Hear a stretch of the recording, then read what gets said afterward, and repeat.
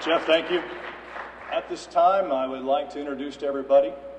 We're very excited to have him here. I've gotten to know him a little bit now this morning, had a chance to chat with him, and he's got me very excited. I'm ready for opening day right now.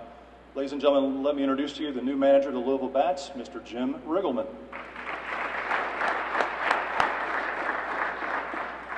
Thank you.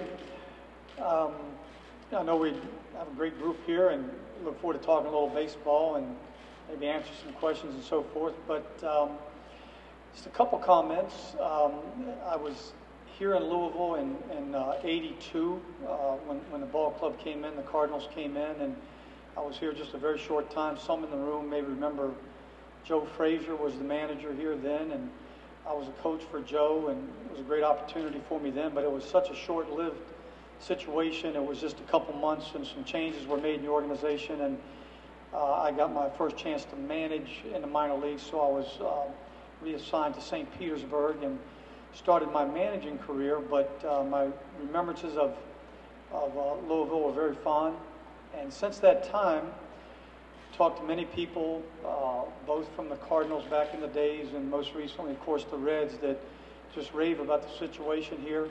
And a little bit of experience here today going around the ballpark, I see why. It's a great ballpark. It's just got a great feel to it.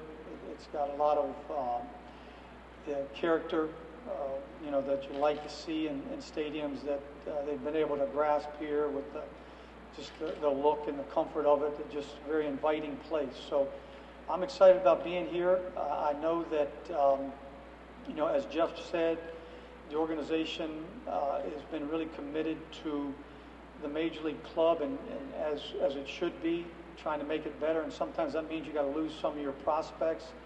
The organization got hit hard for a couple years in a row, losing some prospects, and the AAA club was affected by that. But I think that they've really tried to restock the shelves a little bit and got a chance to have some talent here. Looking at it on paper, it looks like it's got a chance to be a good ball club. I think, like most clubs, it comes down to pitching generally, how good will your pitching be, and we're bringing up a couple good prospects from AA that pitched for me last year in Pensacola that I think can help.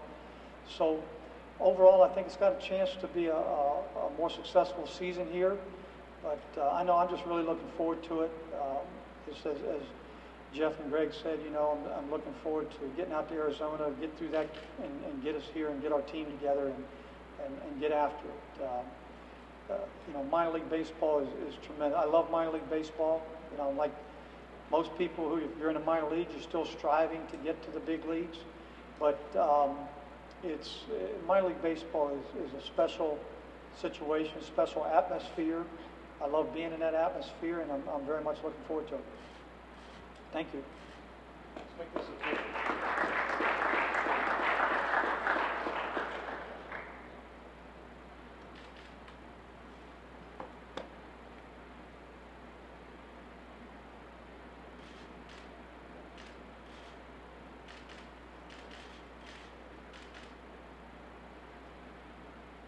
Jim will be available for question and answer, so if anybody has any questions at this time and also afterwards for private one-on-ones.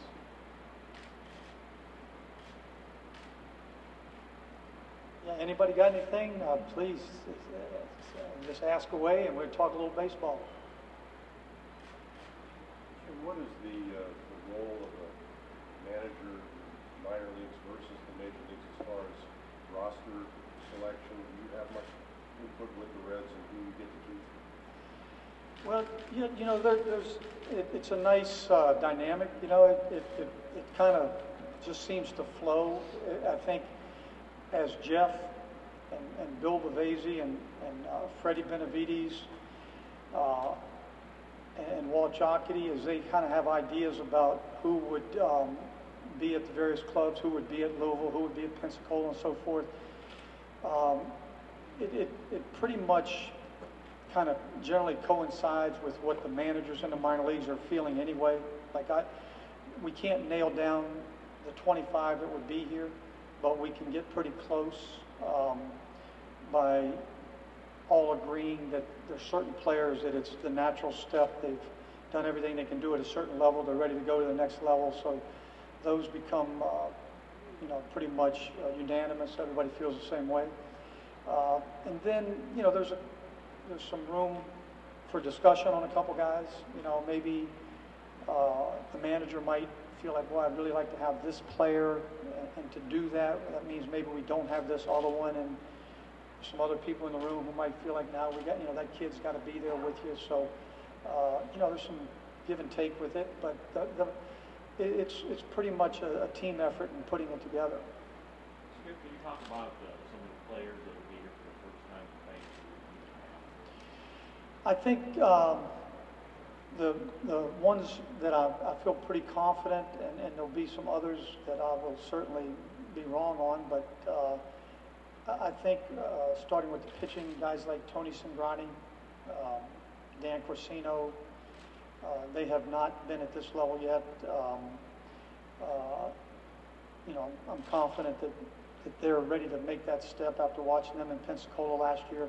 A couple relievers, Justin Freeman did a great job for us in Double-A. I think he's got a real good chance to help the bullpen here, as does Curtis Parch.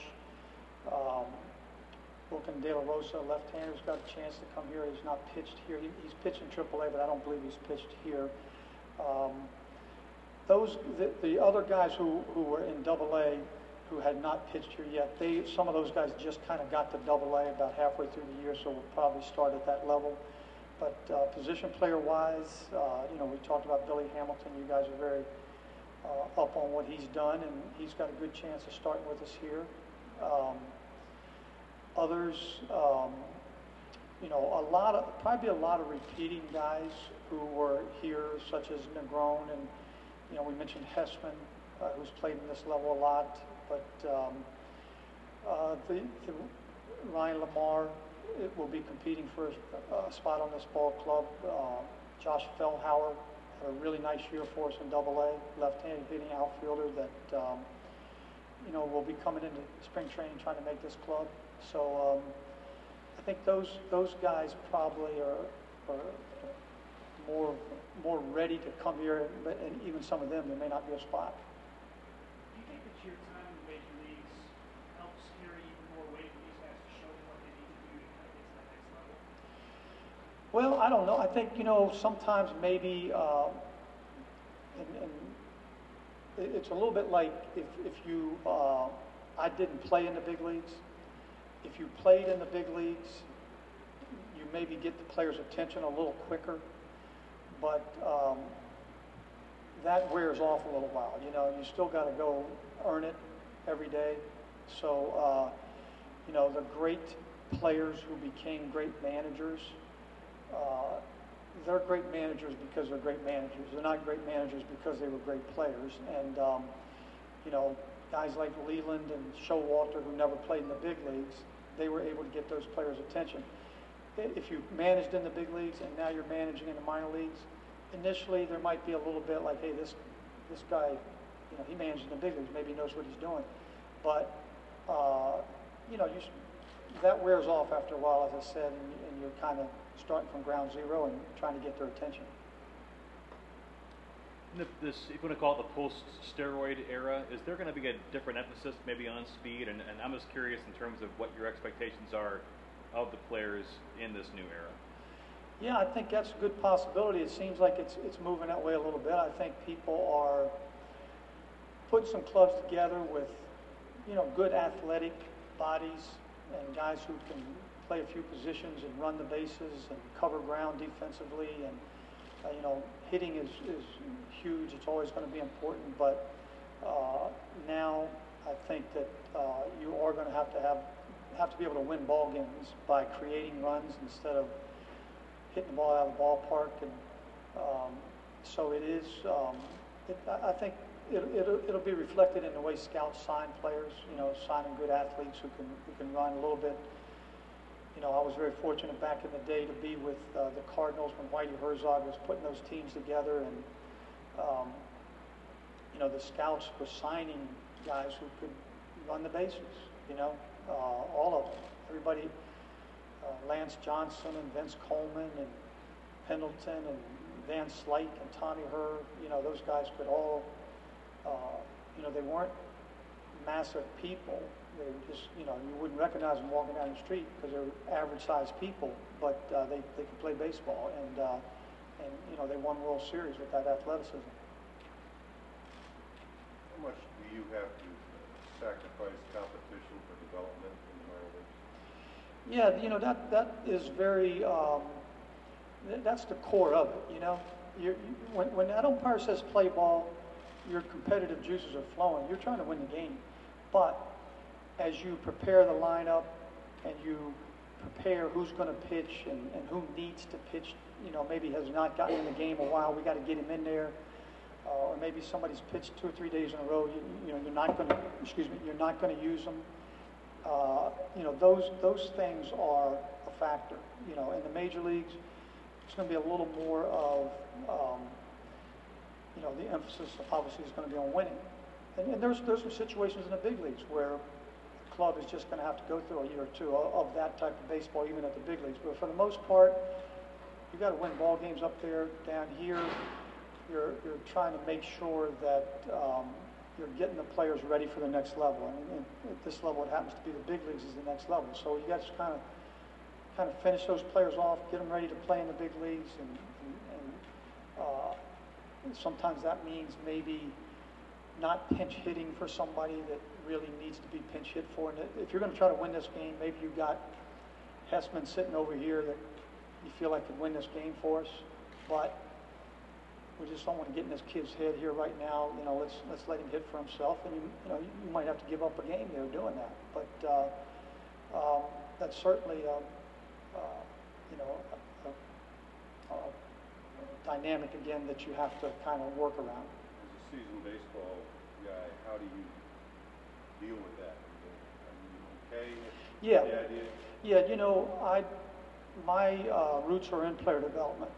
You know, I coached a little bit for Joe, as I said, and then I was fortunate enough to start managing in the minor leagues when I was 29 years old, and you know, at a pretty fast, advanced A level, and was around great instructors like George Kissel, who was one of the greatest instructors in the history of the game. And George was all about player development, getting them ready, and you know, he liked to win too. But you know, you kind of, it was ingrained in you that you know, this is about player development. You can't get your ego into it and get caught up in your win-loss record, and that, you know, we're not winning enough games here. This looks bad on me. You know, that's, you know, don't get too excited with yourself if you're winning games. It's about the players. I just want to ask one thing about Wrigley Field, if you don't mind, because of your years Sure. there. There's a controversy, or there's a plan now to expand it. Any thoughts on the need for that at all, and what's been going on? Have you been watching that at all? Just a little bit. In the year 11, I was in Wrigley Field a couple times, and I talked to some people there, and they had kind of told me what some of their thoughts were, what they were going to do, and there was some unbelievable. I mean, they were talking about going underground and doing stuff, and maybe they still are. I don't know, but you know, I think they're going to keep the feel of it. You know, they're going to make sure the ivy's still there, and make sure that it still feels like Wrigley Field. And it's this great point of controversy. You know, so I can remember great baseball people saying, "You got to blow this place up." You know, it's the worst.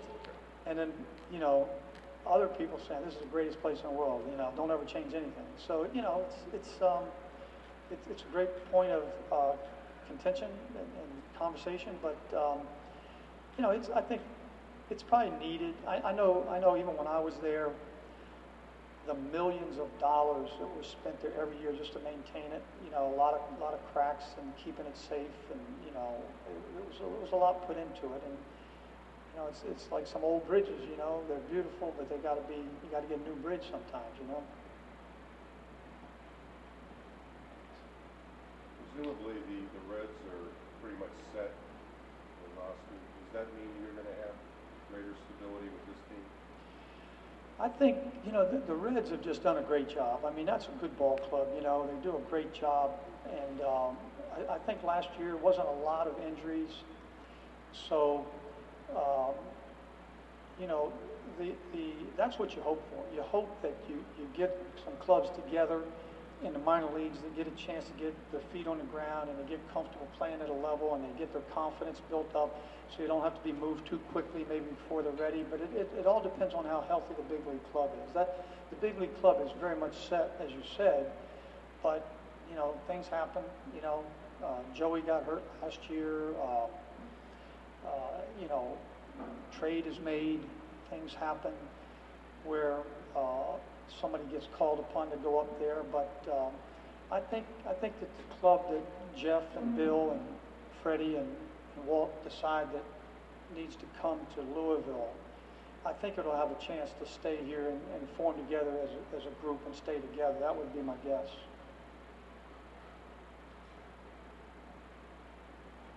Anything else? Jim, one final thing. I get this question all the time when I'm out during the winter. A lot of people have heard about Billy Hamilton. They've maybe seen him on YouTube. For the fans here in Louisville that have heard a little bit about him, that really don't know what kind of player he is, tell us what kind of baseball player they're expected to see when they come out here, maybe opening homestand.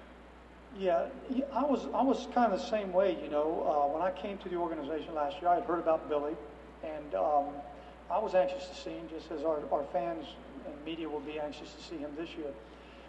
He joined me halfway through the year this year, and he already had 100 stolen bases. So I think the word that Jeff and others used that really hit home for me, that was nails him down, is fearless. And those great base stealers, they have that quality. I don't care how quick the pitcher is to the plate. I don't care who the catcher is. You're going to have to try to throw me out. And you can be thrown over. You can try to pick me off. But he does not get deterred. He's a determined and accomplished base stealer. He gets good jumps. He gets big leads. I think that I'm so glad that the record is behind him. Because it's like back in the day when Vince in A-ball stole 145 bases and then he went to AAA. The record was his. He could play the game, and as he was close to the big leagues, he was going to have to figure out some times where maybe I don't run in this situation. I could run and I could be safe, but maybe it's not the right time to run. And Vince had to learn that, and Billy will do some of the same. So, he's not going to be chasing a record. It's the record is his. I do not anticipate that record being broken. I cannot imagine that Vince has got broken. I just cannot imagine somebody doing what he did, because you got to get on base to do it, and to get on base that much and be that successful. He's not a physically imposing guy, but he is strong physically, and he plays every day. His body held up to it. So it was very impressive what he did, and hopefully he'll come here and be able to carry some of that on. All right, Thank you. You'll be available for one-on-ones.